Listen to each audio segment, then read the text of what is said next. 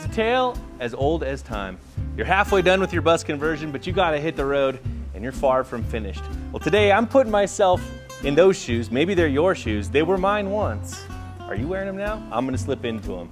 And we're gonna hit the road in an unfinished bus with nothing but an old Nature's Head, a broken cooler, and my Anker Powerhouse, deep off grid, to see if we can continue working on the bus and survive a cold Colorado winter. My name's Chuck Cassie, thanks for tuning in. This is gonna be a good one. I have no idea what's coming. I really don't. So here we go. Well, it's been a while, I'm not gonna lie, since I had to endure something like this myself. I've had the luxury of this beautiful shop for the last, I don't know, 7 or 8 years. But it's important to stay in touch with who we really are deep inside. And for me, that's someone who lives in a bus with nothing but a rug and a futon. And I'm already way ahead of the game. So let me show you what I'm bringing along. I'll talk about what my plans are. I'll show you how I got this system integrated with my pre-existing electrical, because you're definitely going to want to know how to do that if you're considering an all-in-one like the Anker Powerhouse for your bus or van or RV's, core solar energy system. Tell you my strategy, and then I think I'll probably just catch up with you tomorrow as I head out of Denver and deep into the hills of the Rocky Mountains down by Crestone for a true off-grid building experience. So I've got my trusty Nature's Head. Boy, I'm in a long-term relationship with this thing. We've got 8 years together. I'm bringing a ladder because, all my usual hand tools, and then I'm bringing an assortment of projects with me. So I've got some really thick kill mat type product that I'm gonna be putting around the stairwell. I've got all my outdoor, power inlets, clearance lights, a lot of outdoor electrical work that I need to do. I also brought a diesel heater that I'm gonna install because I don't currently have heat. It's pretty neat. I'm gonna be powering this whole system off my Anker Powerhouse that I have tapped into the pre-existing solar panels on my roof. So you don't have to use their solar panels, which is nice if maybe you wanna use bigger panels, rigid panels, just have more power in general. I'm gonna go ahead and show you too how you could tie this in to your main AC panel as well. Although because I don't have any outlets, I'm not actually going to do that this time because that would be pointless. Let me show you how I tied in the solar system into this unit. Okay, here we are looking at the back of our powerhouse, and here is our DC input. And if you can read there, at 11 to 32 volts, it can accept 10 amps. And at 32 to 60 volts, you can get up to 20 amps. So 20 amps at 60 volts, that means this might be able to take as much as 1200 watts of power. How do we get into that though? That looks like a proprietary connector. Well, no, it's not, so don't worry. Here we have our main solar input coming up off the roof. Please excuse, this is not permanent. You know what I'm saying? This is an XT60 connector, and it is a very standard, easy to come by connector. I got this one off Amazon, super cheap. And I've just spliced that in, with this adapter. It's really just a heat shrink bud connector into my solar panels on the roof, and I am feeding those right into the back of the Anker. So that's how we did on the inside. Let me go on the roof and I'll show you what's going on, and I want to talk too about the specs of these solar panels. So eventually I'm gonna have 5 of these panels on my roof, but at the moment there's but 3. Each one of these is 440 watts. And we'll talk about the specs here in just a second. So those 3 panels are each coming in as their own string to my combiner box. The combiner box combines them, obviously, and then sends them through some overcurrent protection and down into my bus. Don't worry, these will get some UV protective jacketing. Okay, it's fine. For the purposes of this, challenge that I'm doing, I have all 3 of these panels wired in currently in parallel. And we're coming in at around 1320 watts, which is right at the upper end of what that machine can handle. But most of the time, because these are flat, you're gonna experience some derating on the power output. I didn't have to change anything on this end to accommodate the powerhouse below.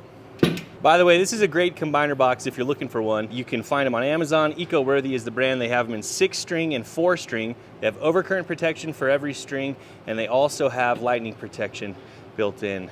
Super handy there. These are my 2 panels that will eventually end up on the back of my bus. And I want to go over the specs on them so you can understand how to read these labels that every solar panel has and shop for the right panels that'll work for your rig. This is a pretty standard size panel.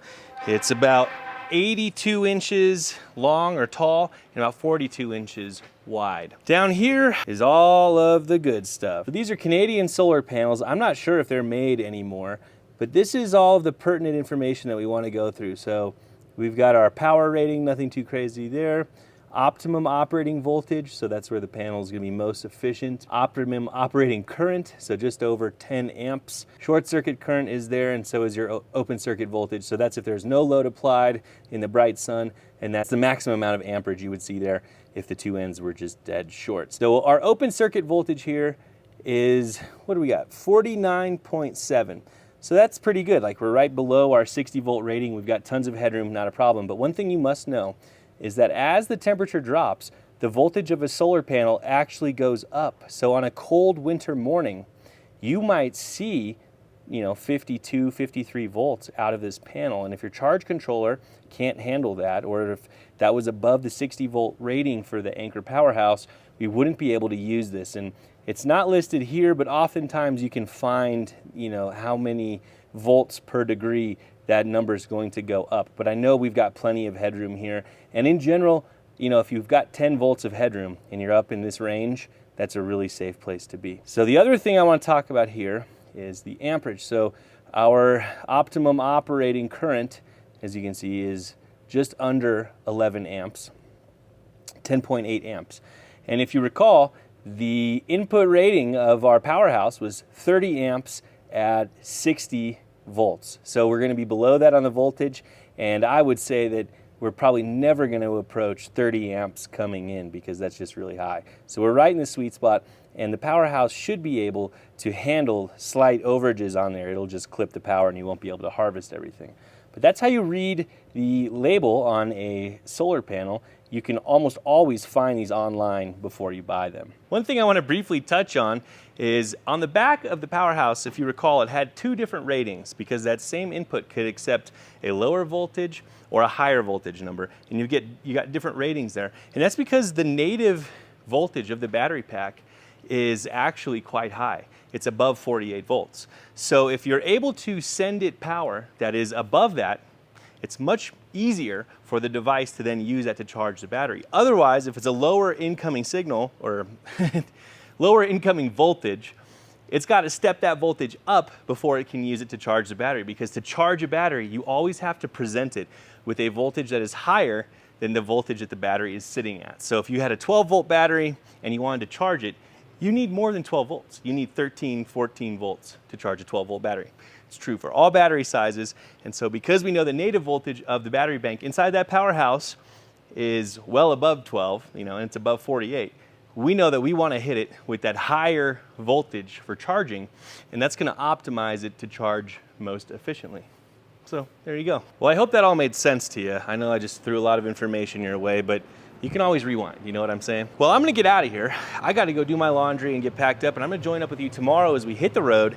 I go back in time and back to my roots and see what it's like living in an unconverted school bus in 2023. Because the last time I did that was 2014. Woo! Okay, it's the next day. We're heading out, admittedly later than I'd hoped. It's like 11:30.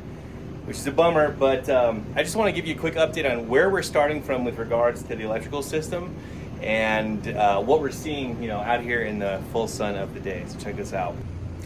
So to make this authentical, I'm starting at, I was at 35% a second ago. We started at 35% to simulate, maybe going through a long cold night, running your fridge and your diesel heater. I got the fridge, I just turned it on, so it's gonna have to cool down. The only thing in there so far are my pickles. Freaking love those pickles. Right now we're pulling in 838 watts, which is fantastic, and our output is 49 watts. And this is saying that we'll be full in 1.8 hours, which is really fast. I did bring the expansion battery, but look, we are at two lights out of the rest out of 8, 2 of 8, quarter, 25%. I might go ahead and plug this in now and maybe I should just recharge this now so I'm full. Okay, so I did go ahead and connect this up. It's all wonky because I didn't want that sitting on here while I'm driving anyway. 22% is where we were down to on that guy. 4 hours now. I love driving buses in the mountains, so I'm taking the mountainous twisty route instead of the flat, boring interstate route. It's a beautiful day for it.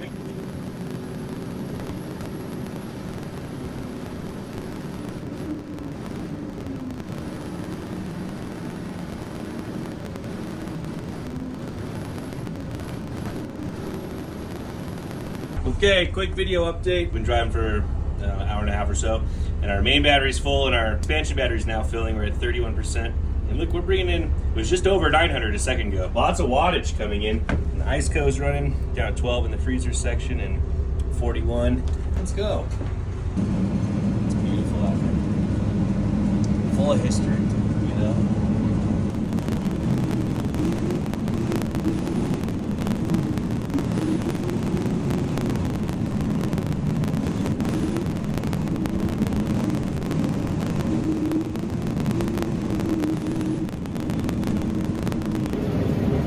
You know what's interesting? That's the sound of me using this transmission for engine braking going down a steep hill. And a lot of people will tell you that the AT545, which is the transmission this bus has, does not have engine braking. But like, what am I doing then when I do that? I think this is one of those internet rumors that just lives on and on. Because I've been testing this rumor, and I got engine braking. This transmission really just not that bad. A lot of people are saying it might be good.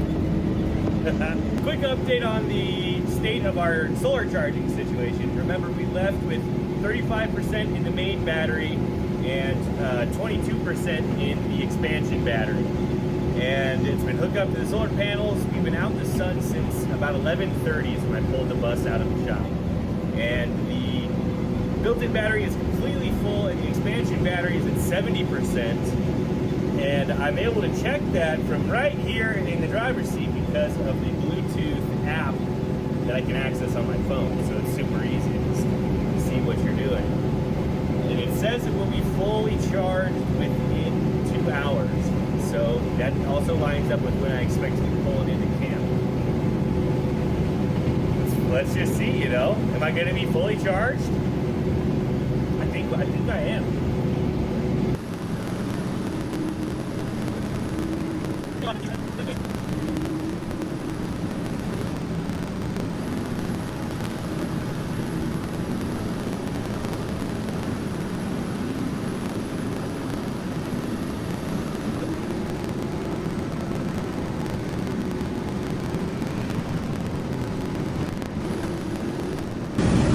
I gotta say, this little bus, it does an awesome job off-road. I mean, we're going like 35 miles an hour on this. Barely even feel the washboards. I think we're coming up to our spot though soon. Hopefully, cross your fingers, this will all work out. I'm sure it's pretty. Take a look at these views. I'm pretty into them.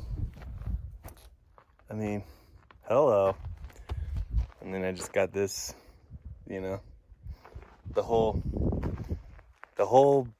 thing. Here we are all set up. The sun is gonna set in exactly 2 hours. It's 5:30. I've got to get this diesel heater set up. It's going there. About to make a video about that, but you won't see it in this one. You'll have to watch another video. I'm all set up in here. Got the anchor station. Everything's 100%. My bed's whatever. Things are getting rowdy out here, and I'm honestly pretty excited. This is, I mean, I gotta install the diesel heater. This is gonna be cool. This is a challenge. Yeah, we've installed a lot of them, but you know, I'm kind of committed at the moment. Hopefully I brought everything. I just wanted to check in with you guys. I'm, you know, halfway through the diesel heater installed. Not really, kind of, I'm tapped. Well, that sure is pretty, huh? But that means the sun's really going down. And we're still not done, but we're very close.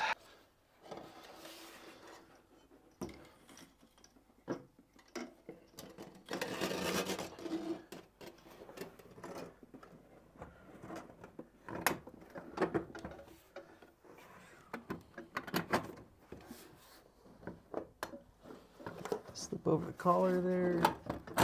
There we go. We got the diesel heater mounted. We got to make the final fuel connections. There's still a lot to do. It's really getting dark. And I can't stop eating these dang mango chips. On another note, the sun is down. This guy is running my entire show. I've used 8%, 9% so far. Having these lights on for the last hour and a half, using the shop vac a bunch, keeping the ice coat going. Hey, look at that moonrise. Beautiful. Well, I've just been cruising, doing everything I said I would do, and I think I'm done. There's my exhaust.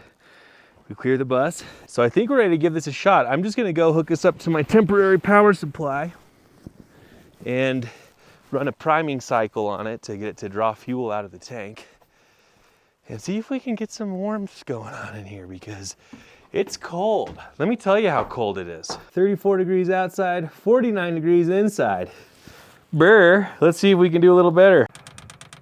Okay, so it's clicking and clacking.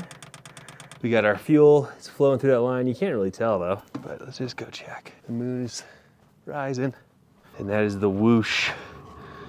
No smoke too, that's what you want. That's how you know you're burning well. This is very good. I'm a happy guy. Hope you can read that, but it's 45 degrees inside and 32 outside. And it's like 9:30. I get my bed set back up. That's gonna feel good. We're gonna make a pizza. Yeah, that's nice. That's what I want. I'm gonna do one of my favorite. It's, you know, it's one of the best van life arts and crafts. Making Reflectix curtains, you know? Sure, it's almost 10 o'clock, but that doesn't mean the party has to end. I want to cut this down here so I can make some inserts for my windshields there because my bed's right here and then they could see me. I don't know who they are, probably nobody. Anyway, I'm gonna put a pizza in the oven. Let me show you what's going on here. Welcome to my kitchen bathroom area. Haven't used it yet, it's fresh roll. So, you know, I've been trying to explore the limits of this guy. And so I brought a lot of backpacking food, you know, dehydrated stuff. But then I thought, hey, let's bring a toaster oven. And I want to try to make this goat cheese and crispy bacon pizza using our toaster oven instead of, you know, let's treat ourselves. We got that diesel heater going and it's almost 47 degrees in here, you know. Let's, so we're gonna, here we go, you know. Yeah, in we go. Picked up almost 25 degrees or something like that in the last hour. I'm gonna turn that thing down. This fella is about to sign off. Our pizza, well, it's my pizza. Look at that. It's like done. I'm gonna bust this out. I'm gonna enjoy it, and then I'm gonna get in this bed and watch a video or something. How much battery do we got left? Plenty still, huh? Yeah, we still have over half of our expansion battery left. We haven't even touched the main battery. This is fun. First night in the bus. Feel like a kid again or something. See ya in the morning. All right, I just getting out of bed here. Diesel heater's been running all night. Oop, we're down to 22% on the expansion battery. The solar just kind of kicked on probably 30 minutes ago. So we're already bringing in 110 watts. It's not super bright yet. Look at this. Is a hippie living here? I don't know. It's breakfast time. What are we doing? I'm taking my time this morning. Yesterday was a lot of work to get out here. So we're almost halfway recharged on the expansion pack and we're pulling in 681 watts. In keeping with trying to cook everything on electricity, because why not? And that's the point of why we're here. I brought this electric tea kettle, and this morning we're doing some of these freeze-dried adventure meals. These are actually kind of tasty, I think. Add boiling water, wait 10 minutes, and you're good to go. And some cheap espresso instant coffee. Whoa. All right, we are piping hot. So, like, yummy, right? I wonder what those taste like just to eat. Do I?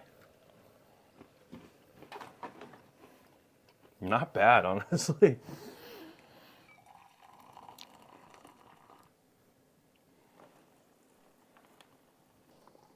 Cooking with Chuck. On today's episode, we're adding water to freeze-dried stuff. 5 minutes stir, 4 minutes. Fresh can. Nice hiss. I just like to have slow mornings. You know. This place could really use some color, you know what I'm saying? I mean, not the worst, not the best. Well, shoot, I wasn't even paying attention and we hit 100% and 100% already. And it's 11:21. So I think we're gonna be fine. I think we're gonna be just fine. Welcome to the floor of my kitchen and power station. We've talked about how we get the power into the powerhouse through the solar panels on the roof using our own solar panels. Now, what if you want to use your own outlets and have other means of distributing the power that aren't relying on plugging into the unit directly? I mean, we've got plenty of options here, but I want outlets up in the front of the bus. I maybe have a vent fan or a water pump that aren't going to be anywhere near this. So what do we do in that situation? Well, it's pretty easy. We'll start with the AC side of things. So Anker gives us a lot of options. We have a bunch of these 20 amp receptacles. 20 amps is 2400 watts, which is the same as the rated maximum continuous output of this unit. But then over here we have a 30 amp plug, and the 30 amp plug is a lot more common with what you would see on pre-existing or pre-built RVs for their shore power connection. This 30 amp plug, though, that represents almost 3600 watts of power, which is nice in case you have a surge coming through this and this is able to handle it. It'd be cool to be able to run that on a 30 amp plug. In general, on the AC side of things, people will have some type of AC distribution panel. It's most often a breaker box. And I have that in my bus. If you're building a rig, I'm sure you'll have something like that where you have the main power coming in that feeds the box, then getting distributed out to the individual circuits on their breakers. So what we want to do is go and grab ourselves one of these 30 amp travel trailer plugs. This one you can pick up at the Home Depot. The teeth or the prongs have not been installed yet, but this will have the prongs sticking out, like that. And that will plug in here. People like to use, it's called SO cord. That is basically the name for extension cords, kind of speaking generally. It's a service cord that can just be out in the open like an extension cord, which is the perfect application for this. So 10 gauge SO into your plug, and that plugs into here. You then want to run that right into your AC distribution panel, and just like that, you're all set up and good to go. Now, let's talk about how the DC side of things works. The options for taking DC power out of the powerhouse are 2 car sockets. Each one of these is rated at 10 amps. What I would recommend doing is picking yourself up one of these DC fuse blocks. This is from Blue Sea. I like Blue Sea stuff. But you want one that has both a positive, that's what these are, where all the fuses of any fuse block is going to have the positive section, but you also want to have the negative section. I'll show you why here. A lot of times, a fuse block that's meant for the automotive world will only contain fuses. It will not have like a negative bus bar. And that's not ideal because we need to connect to that negative bus bar. We're not grounding through any body.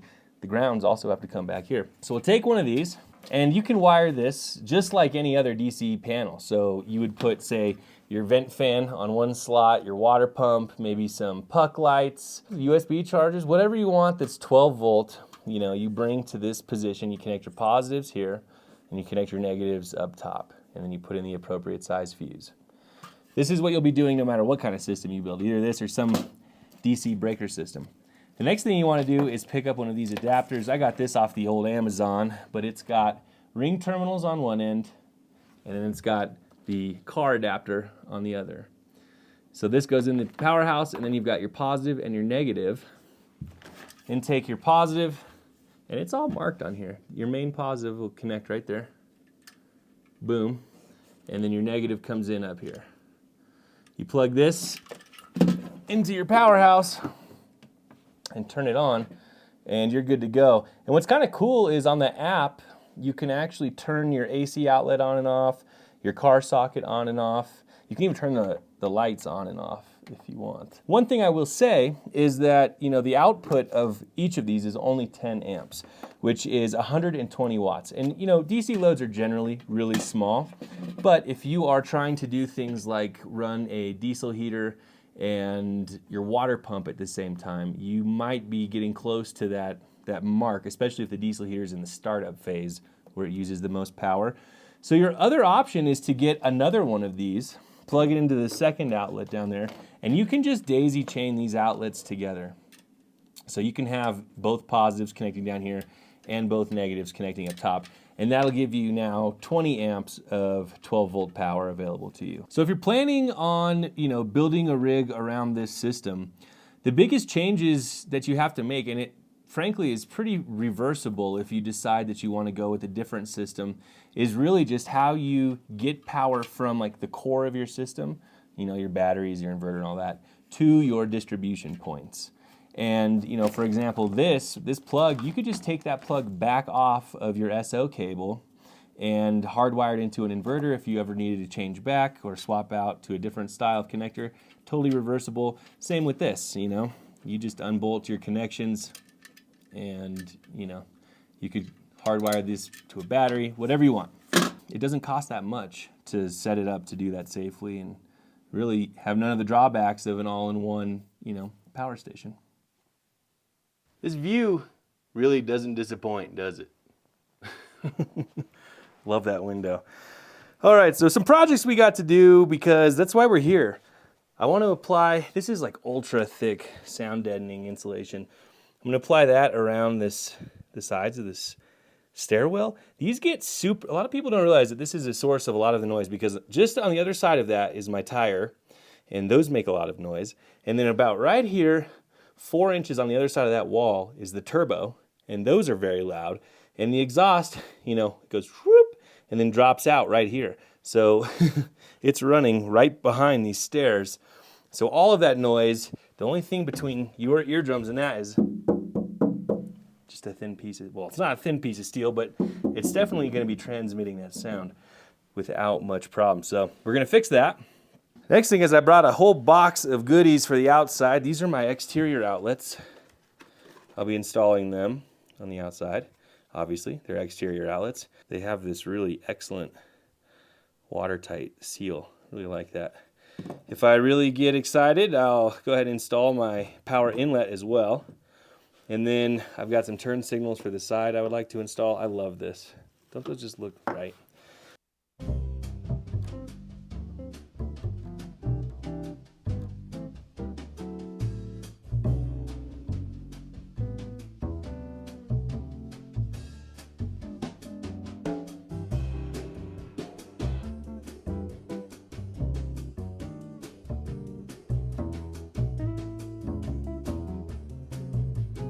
I went ahead and I taped the seams because that stuff is sticky, but once you get dust back there and then it starts to flop, no good. So until I can get my final covering on there, we'll see what a difference it makes. I don't know, still doesn't, it sounds kind of the same. Oh, and we did that, that's good. We did do a little bit of that already, so that is nice. Oh, definitely did that. Oh, and we did that. So we're already, we're already almost halfway done. One word review. Funny. So if you recall, when we did spray foam, I put these blue boxes on the inside of the bus but facing out and pre-drilled these holes, and these guys just like that, and just 2 screws top and bottom. So we'll knock this out, and then we got another one right there to do, turn signal on the other side, you know, just stuff.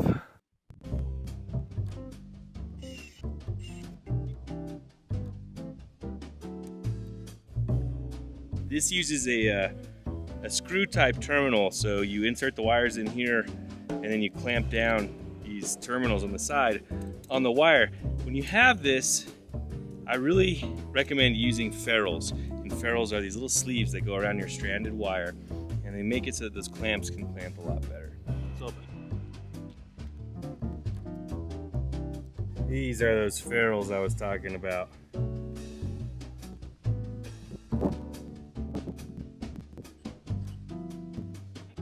Nothing like a little outdoor electrical in the golden hour. These are my turn signals I picked out. Aren't they cool? They're so cool. They're kind of old school. Anyway, it's gonna go about here. I'm gonna try to reuse some of these holes. And it does have a gasket. It's right there. That'll go behind it. And I'm just gonna drill a hole through for the wiring and get this mounted. Make sure I have enough wire sticking out the back.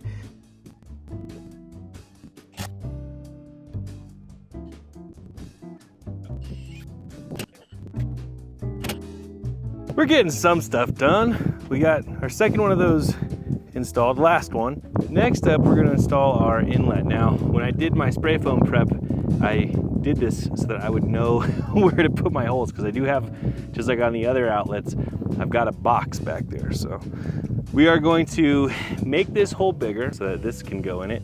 And this is a 30 amp receptacle, stainless steel. I love the stainless. We're gonna go ahead and wire up the back and install this guy.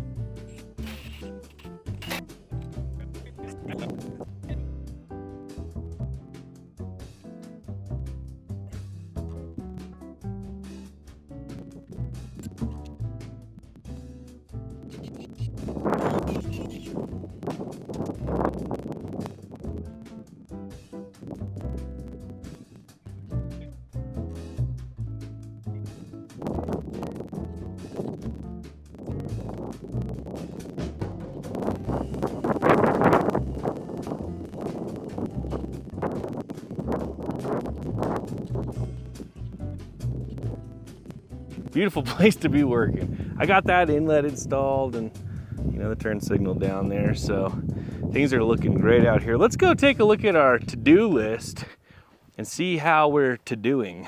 I wouldn't mind knocking off, you know what I'm saying? Outlets, oh yeah. Power inlet, done. Front turn signal, boom. So hang walls, yeah.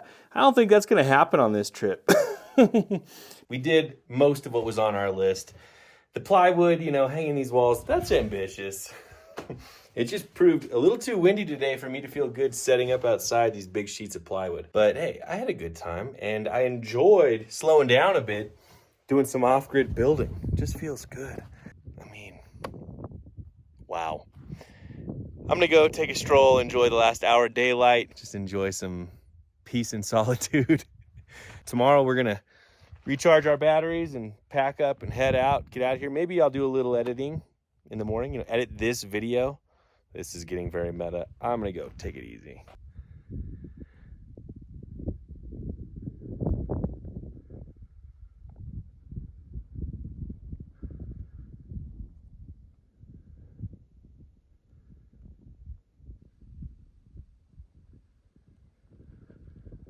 Looking pretty good, Solar powered pizza.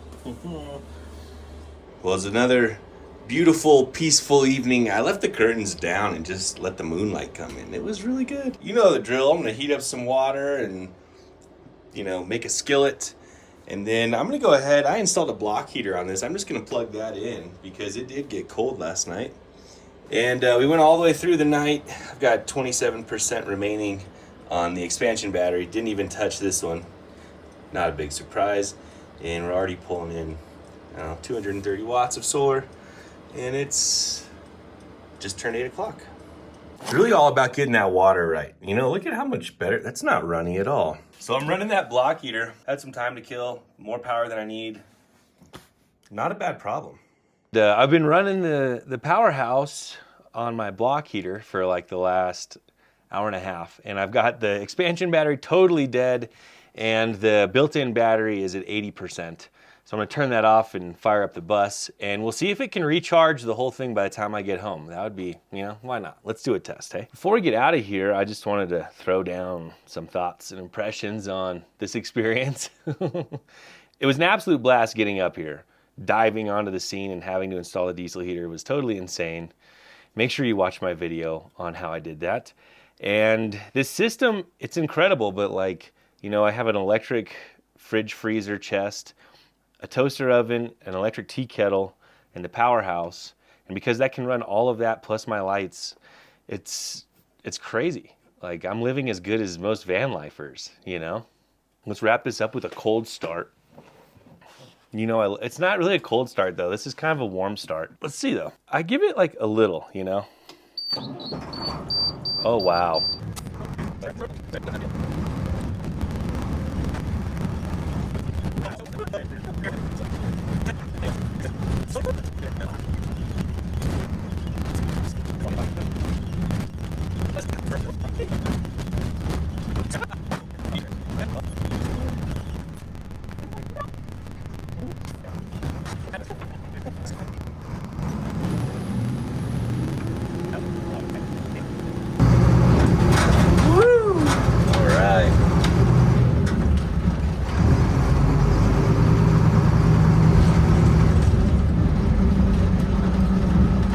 Home sweet shop.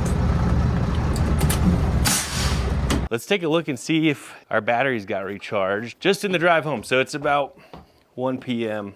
Hello, Nature's Head. And look at that, 100% all around. I'll tell you what, every time I threw a curveball or anything at that power station, it just took it, and it was not an issue at all. It's like dead silent. It does make some clicking noises first thing in the morning, I think, when the solar charger is deciding whether or not it's time to turn on. But other than that, you're really not aware of it being there. In fact, that fridge was the loudest thing in there by far. Well, aside from the diesel heater, but we're not gonna count that. Well, that was fun. I didn't get as much done as I'd hoped, but what else is new? But I did get to take my bus on a nice trip to the mountains and enjoy myself and test out these systems and just see, you know, what's it like living with the Anker Powerhouse for a weekend. And it was fine. It was great. It was easy. And that further proves and validates my conviction that a system like that is great for a smaller rig. If you're not running AC, it's really all you need. So maybe, I don't know, something to consider. My name's Chuck Cassidy. Thank you for tuning in, and we'll see you next week.